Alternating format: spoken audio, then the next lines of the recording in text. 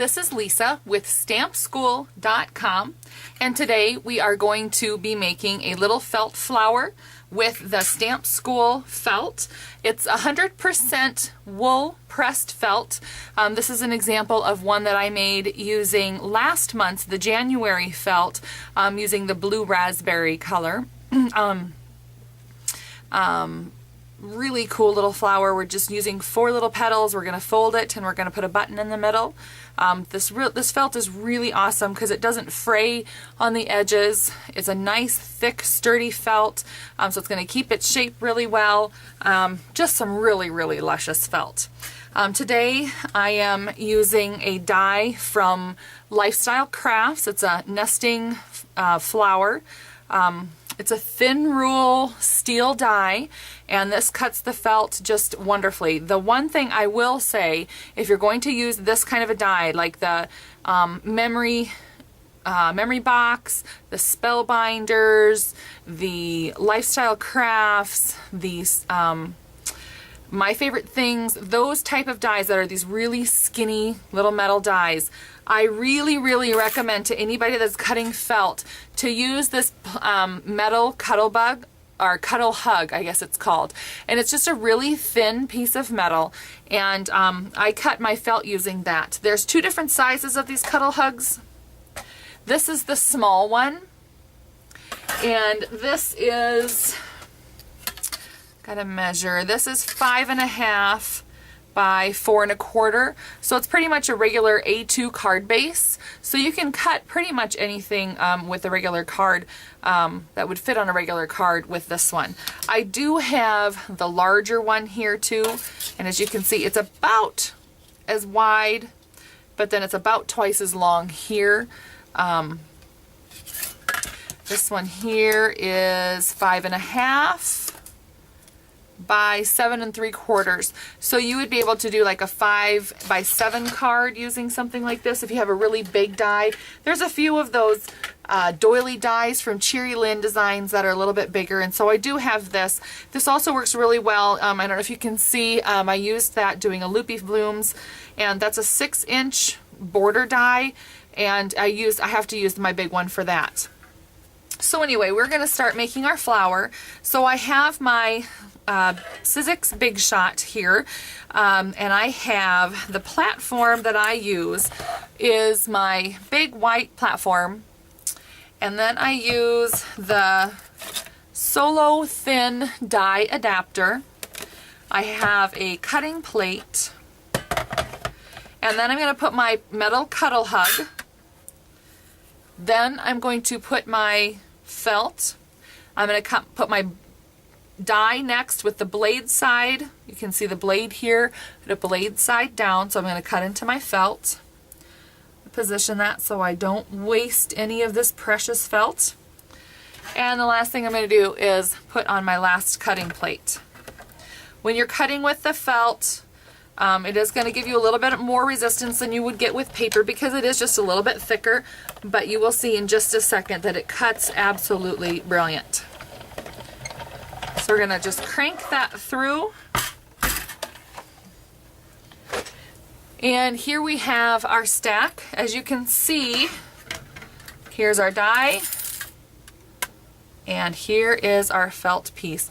Cut perfect. There's no frayed edges or anything like that on the die. There's nothing I have to trim or anything like that. I have cut even like border dies with no problem, with the little doily border dies, and they cut just great. So I really, really like this felt. All right, the next step that we need to do is we're going to take our flower and we're going to fold it in half.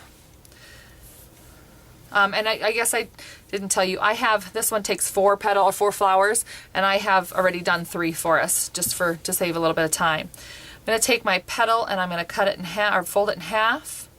You know what, I'm actually going to do it this way so that my petals aren't totally lined up. And I'm going to do it again so we're in quarters. I think maybe I'm going to move it over just a bit to give a little more depth on my petals so that they're all in different spots. Okay, I'm going to take just a little bit of, I would normally do a circle, but for another card I have just a little leftover frame.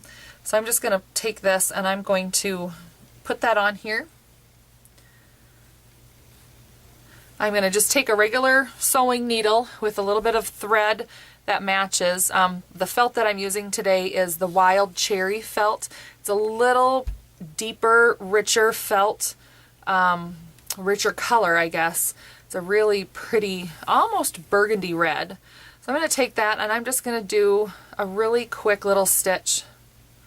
Just kind of make a little cross or an X in my felt at the tip to keep it on my little brown. You can see that just a little bit. I've got just a crisscross on the tip of my felt. So I'm going to do the same thing with my other petals. Again, I'm going to overlap my petals so that they don't fold perfect into the next one.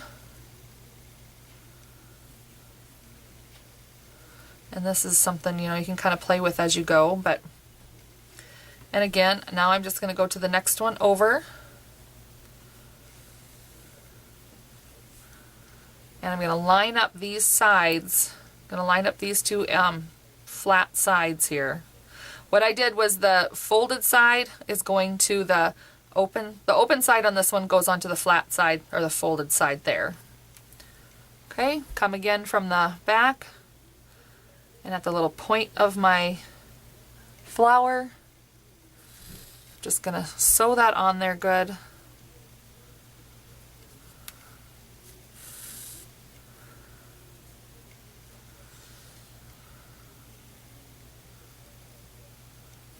And again, do just a little X just to get it so that it will stick to the little brown base for our flower. And again, we're just going to start at the back and work our way forward.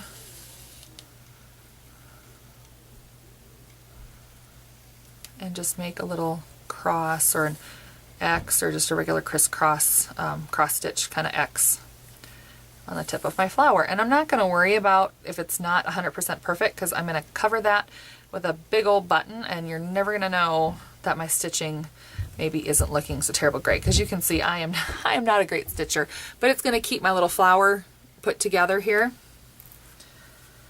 You can kind of fluff your petals a little bit if you want to see what it's going to look like. And I am going to go one more time through my flowers.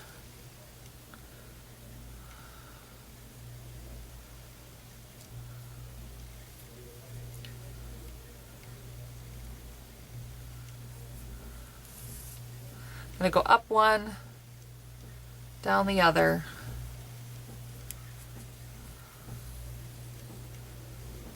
Just to kind of pull them towards each other. And I'm going to kind of come up that same one that I just went down. And go down the next one. It's just going to kind of pull those centers in just a little bit. I come up that same one again that I just went down in a different spot.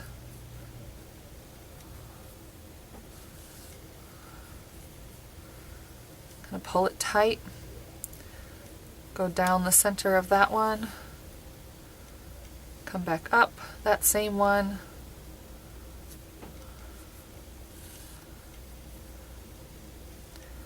And go back down the other one. Okay, so now you're going to see there's kind of a square going around the insides of my little petals. Okay, this is what it looks like from the side. I've got all of our little petals kind of spread out. And then on the back, it's a mess, but that's okay because we're going to put that on a pin pack, so no one is going to see that. All right, so next we are going to put our middle button in.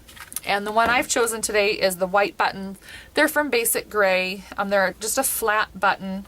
The one here, I did a Basic Gray button as well. This one has the fancier one has a shank behind it, so it works really well for this technique because for scrapbooking it might be a little bit too big or bulky. These here are nice flat ones. They're sewn onto the card, so we're just going to snip that little thread for the button.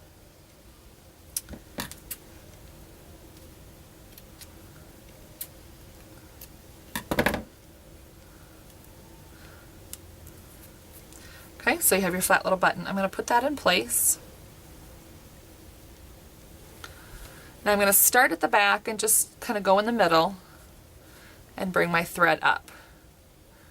I'm going to find that where my needle was and just thread it to my needle. Go back down. And I'm going to do this a couple of times so that my button is attached to my flower good and tight.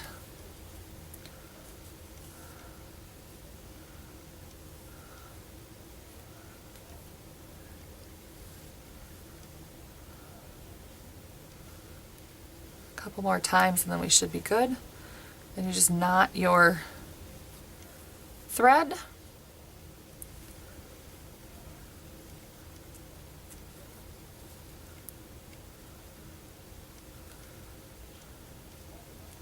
Alright, so here we have just a little bit of thread left. I have my button stitched on here to my flower, and I am going to use one of these pin backs that I have found. You can find them in a craft store. We do have them at the store too. It's just a regular pin back.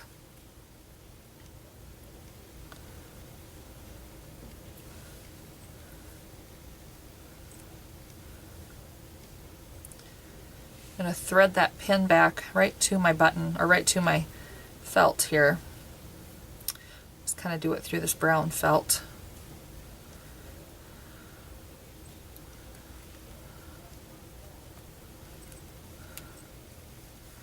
Okay, get it nice and tight. I'm going to do it through my felt, bring it up through that hole. So I did through the felt behind there and then through the hole. And I'm going to go to the other side, down the hole, and into the felt.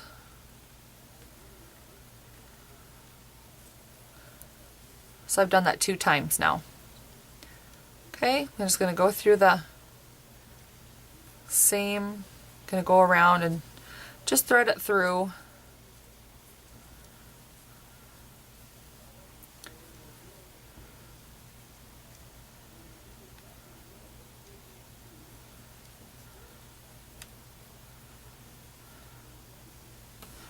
All right, there you go. Just tie off your little thread.